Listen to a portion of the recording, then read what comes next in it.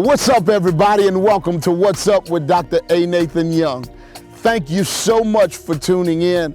I'm so glad that all over the place you're telling me how this ministry is blessing you and how you're tuning in and how you can't wait to see it on Sunday mornings. We thank God that this ministry is blessing so many people all over this region, and we thank God for the fruit that it's going to produce in your life.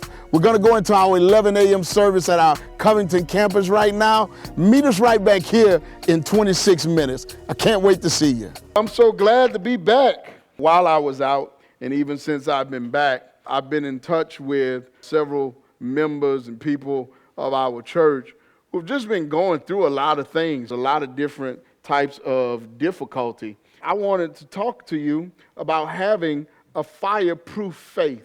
I'm probably not going to tell you anything today that you hadn't heard before in terms of what we're going to be talking about. Because if you've ever been around church, or if you've been around church for any amount of time, especially if you were raised in the church, you've heard the story that I'm going to talk about today. It's the story of Shadrach, Meshach, and who the third person? A bad Negro, that's right. Amen.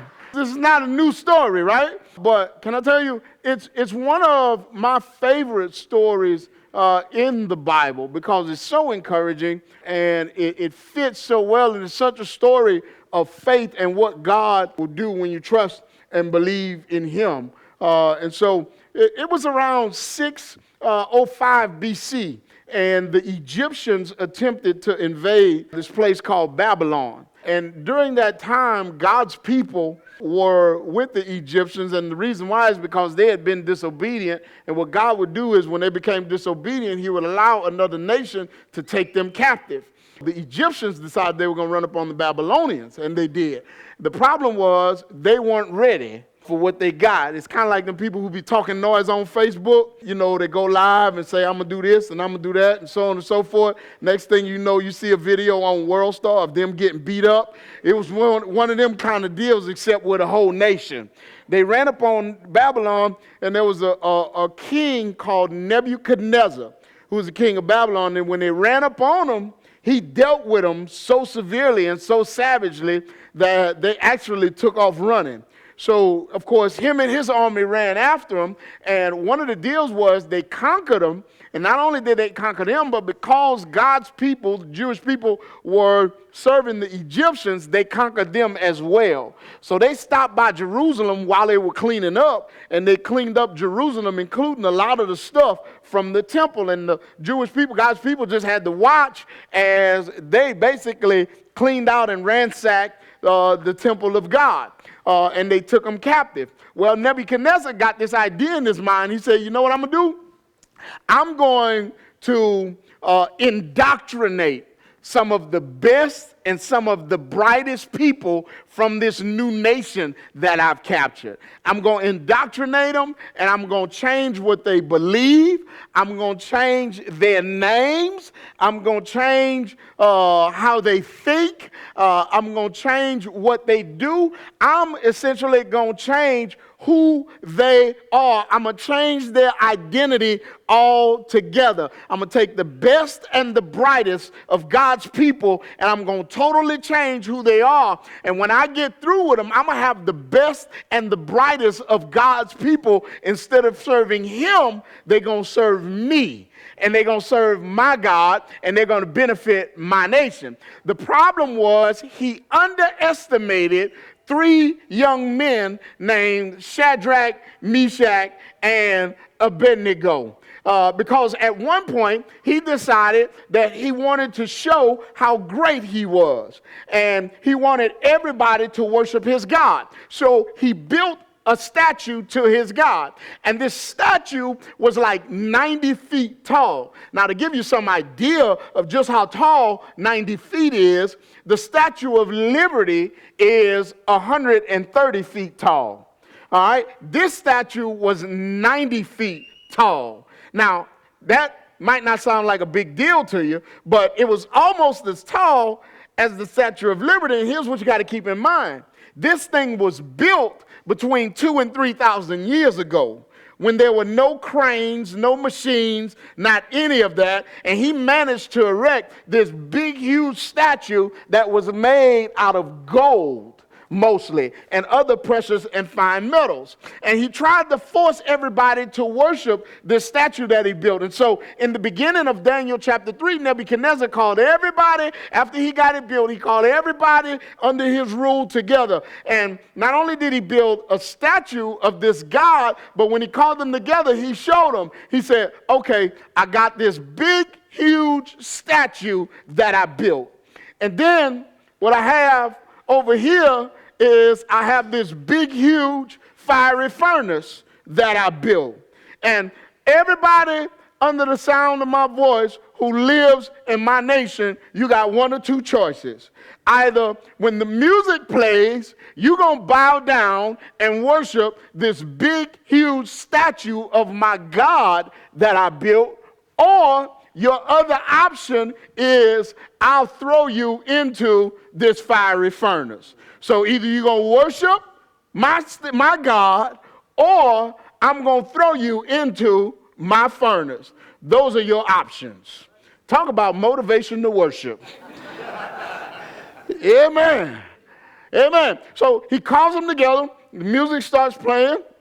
And the Bible says that everybody bowed down.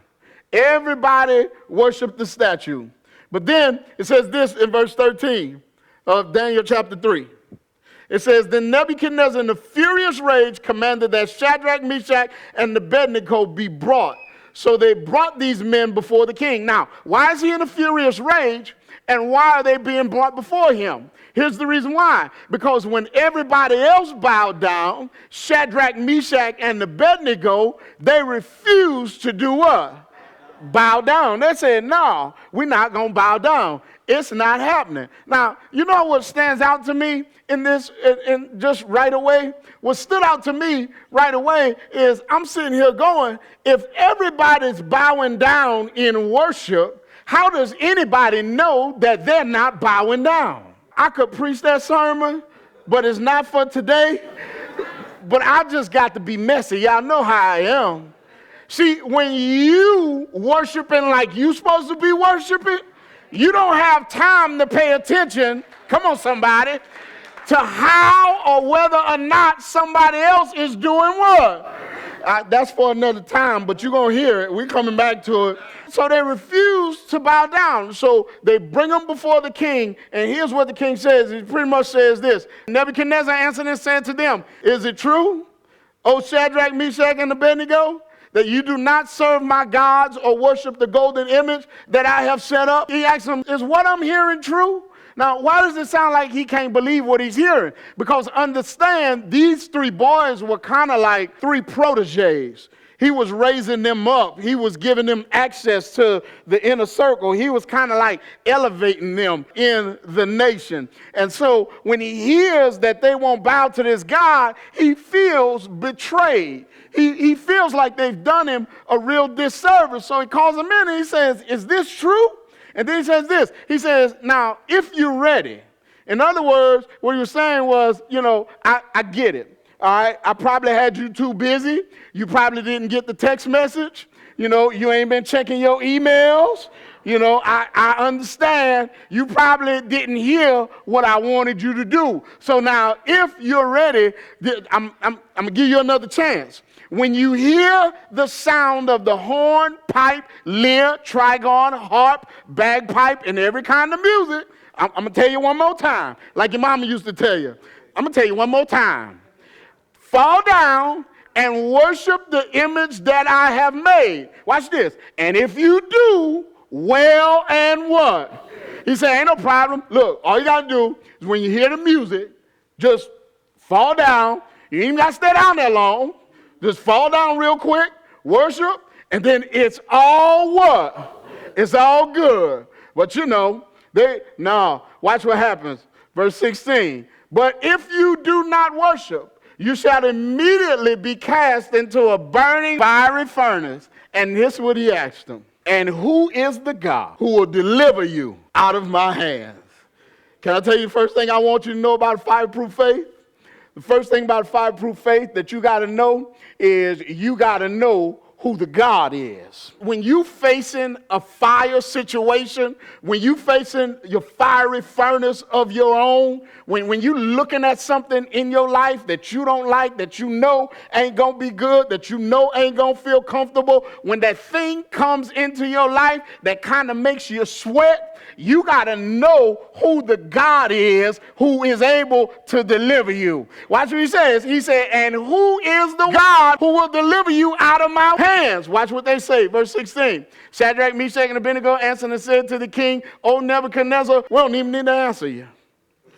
You know what I think that means? I don't think that means they were saying, like, we're not going to give you an answer, because in the very next verse, we're going to find out that they did give him an answer. I think they were saying, we don't even need to answer that question. Who is the God? And the reason why I don't think they wanted to answer that question is because, and this is just me, I believe the reason why they didn't want to answer who the God is because basically what they were saying is, it'll take too long for us to answer.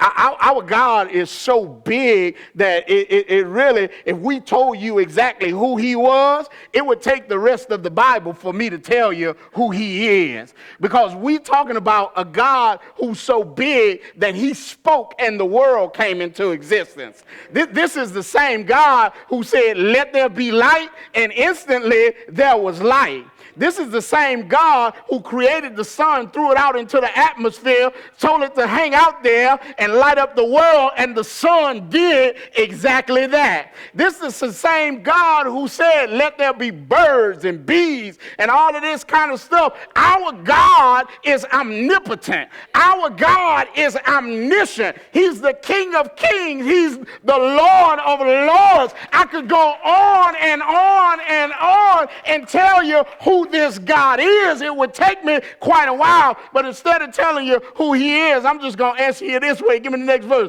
This is what they said. We can't tell you who he is, but he said, if this be so, this is what we'll tell you about him. Our God who we serve, we'll just tell you that he's able. It'll take us too long to tell you who he is, so we'll just tell you what he's capable of. We know based on who he is what he's capable of. And let me tell you something, King, because it seems like you don't know.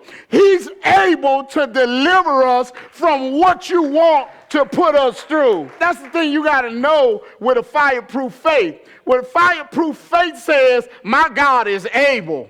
Able to do what? Able to do whatever I need him to do. It don't matter what is, my God is able. If it's healing, he's able. If it's addiction, he's able. If relationship need to be started, he's able. It don't matter what kind of fire I'm facing, my God is able. This way you got a fireproof faith, because we think that faith is just being able to say he's able. You see how y'all clapped on that part? Yeah. Preach, pastor. See, but this is the part where we get quiet a lot of times. We like to know he's able. He's able to do what I want him to do. He's able to give me the results I want him to give. We love that part. But this is the part where our faith oftentimes fails. But can I tell you something? If you don't have this kind of faith, you don't have real faith.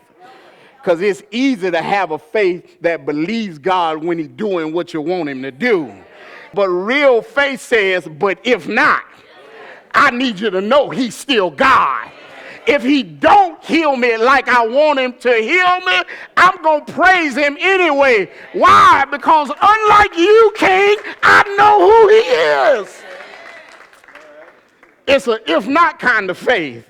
It's the kind of faith that says no matter what happens in my life, Lord, I don't like this valley, but because I know who you are, my faith says to trust you through it.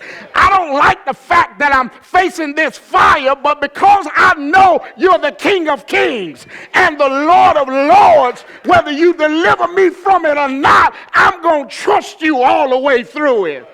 It's a if not kind of faith. It's a no matter what happens kind of faith. It's the kind of faith that's facing all kind of calamity and destruction and things that I don't like. And the kind of faith that walks right into Faith Bible Church on a Sunday morning and praises him like I ain't got no trouble in my life. Why? Because regardless of what's happening in my life, he's worthy to be praised. He's worthy of the glory. He's worthy of the honor. It's an if not kind of faith. They say, if not, this is what we need you to know. Be it known to you that we will not serve your gods or worship the golden image which you have set up. In other words, what they're saying is, we don't even need to talk about it. You just keep your little breath to yourself. Because we ain't going to bow. That ain't never happening, king. Watch what happens. Verse 19, then Nebuchadnezzar was filled with fury. I mean, he was mad. How mad was he, Pastor? He was so mad that the expression of his face was what? Change. You ever seen somebody that mad? I ain't going to ask you if you ever got that mad. You holy. You love the Lord. You don't get that mad. But you ever seen somebody get so mad that they don't even look like themselves? You ever seen somebody that angry? Come on, tell the truth. You saw him this morning when you looked in the mirror. He said his face changed against Shadrach, Meshach, and Abednego. Now watch this. Watch this. And he ordered, this is how mad he is now. He ordered that the furnace be turned up more than it was 7 what? 7 times. Man, you know what? Y'all think it's a game. Oh, y'all gonna bow. Turn the heat up 7 what? 7 times. Since y'all ain't gonna bow, I'm gonna show y'all how I deal with people who don't bow. Turn the heat up 7 times. And he ordered some of the mighty men of his army. Why is he making such a spectacle of this? Because they embarrassed him. See, watch this. You gotta be careful about when you embarrass people. See, a lot of times when you take a stand, it ain't about the fact that you took a stand. It's about the fact that people get mad and embarrassed because you didn't go along with their mess. That's a lot of times why you get persecuted for doing the right thing. That's a lot of times why your friends abandon you and the ones, they start gossiping on you and all that kind of stuff. It's just that you embarrassed them because they had convinced everybody else that you're going to go along with them.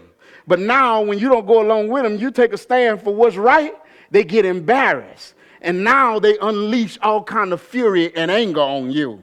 They've been bragging to their friends about how you do whatever they want you to do. They've been bragging to their friends about how you just go along with the program. But when the Holy Spirit in you speaks up and you take a stand for what's right and you do what you know what's right and you speak the truth in love, you can just expect it. You are going to be persecuted. Not because you did something wrong, but because you embarrassed the enemy.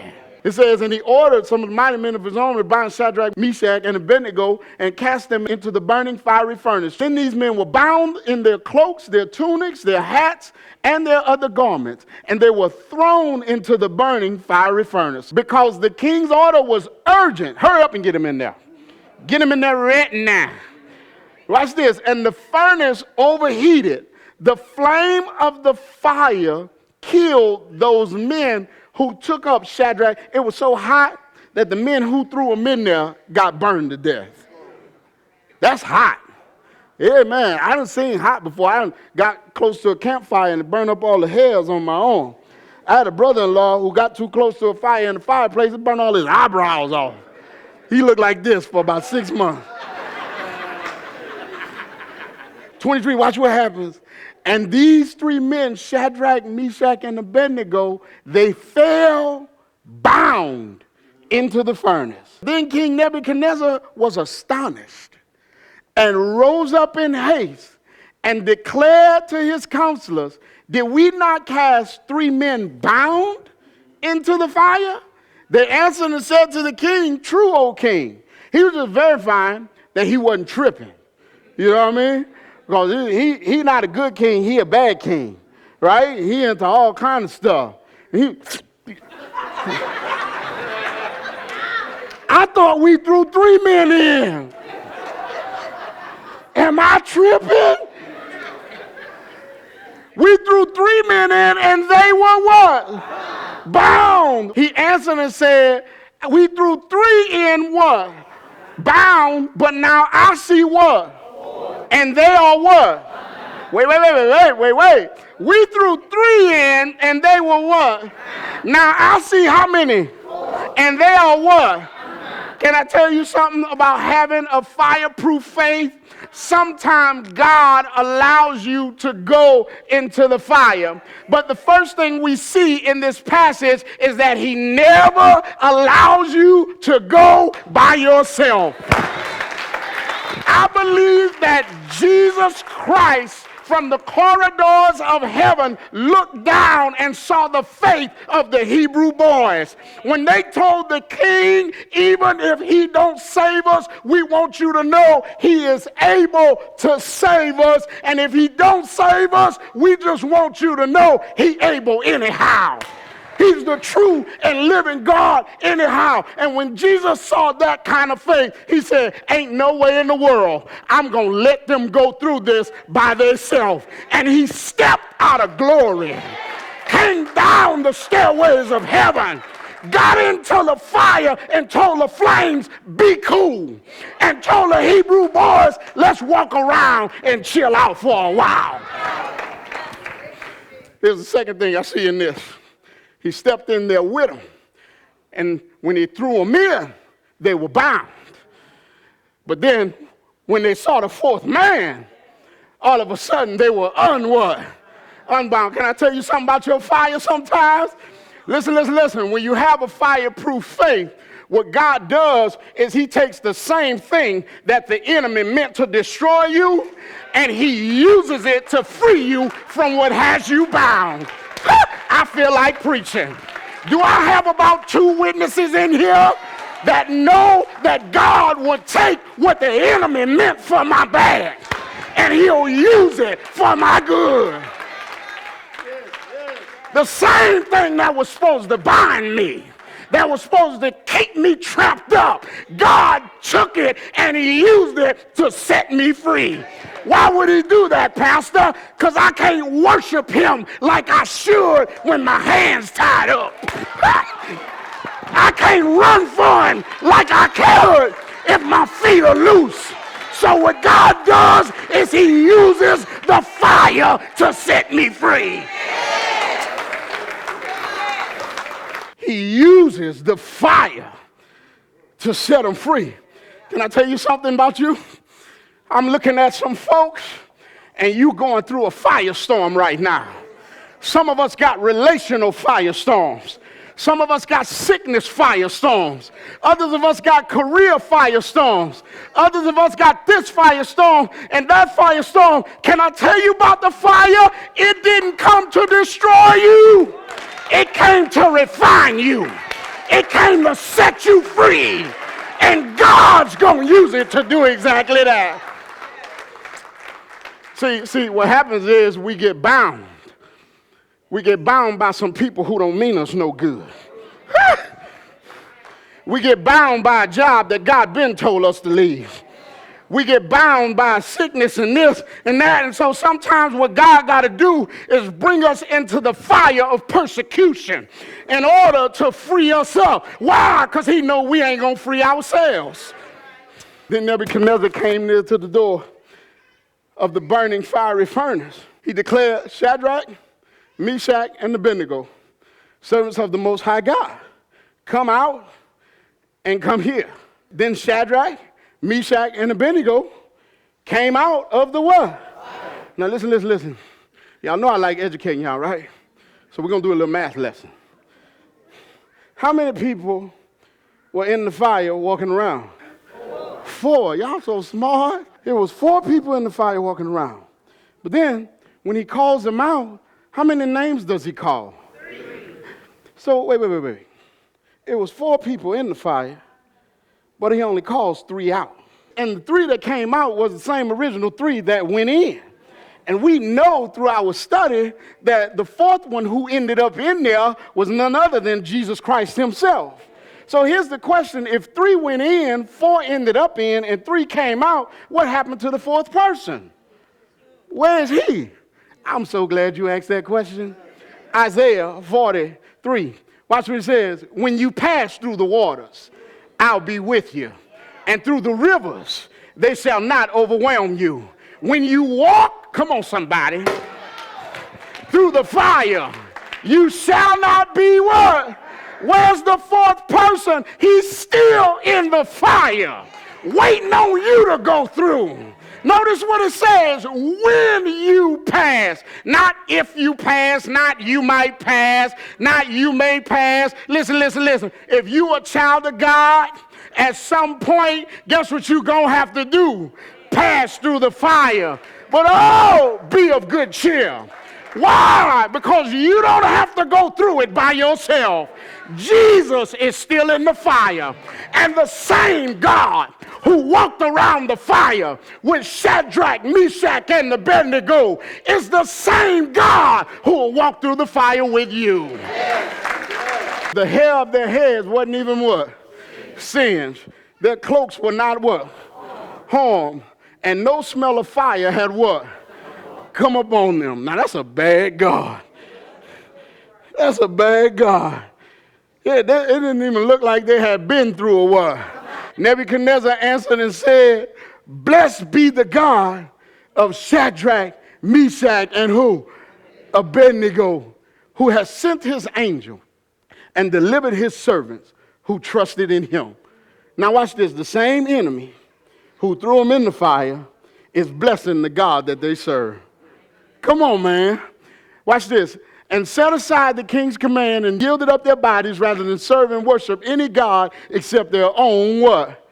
God. Therefore, I make a decree. Any people, nation, or language that speaks anything against the God of Shadrach, Meshach, and Abednego shall be torn limb from limb, and their house laid in ruins. For there is no other God who is able to rescue in this way.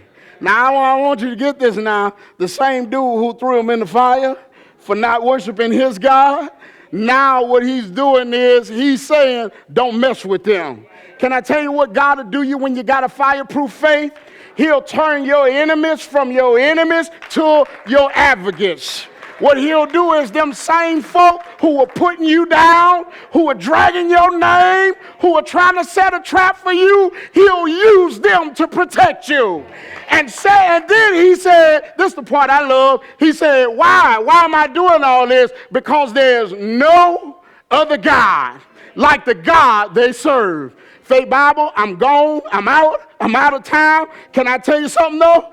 I stopped by to tell you that y'all can do whatever y'all want to. Y'all can serve whoever y'all want to. But as for me, there's no other God. There's no other God like the God that I serve. There's no God like the God of Abraham, Isaac, and Jacob. No God can heal like my God. No God can deliver like my God. No God will step in the furnace with you like my God. The old people used to say, he walks with me. He talks with me. And he tells me that I am his own. There's no other God that'll do that.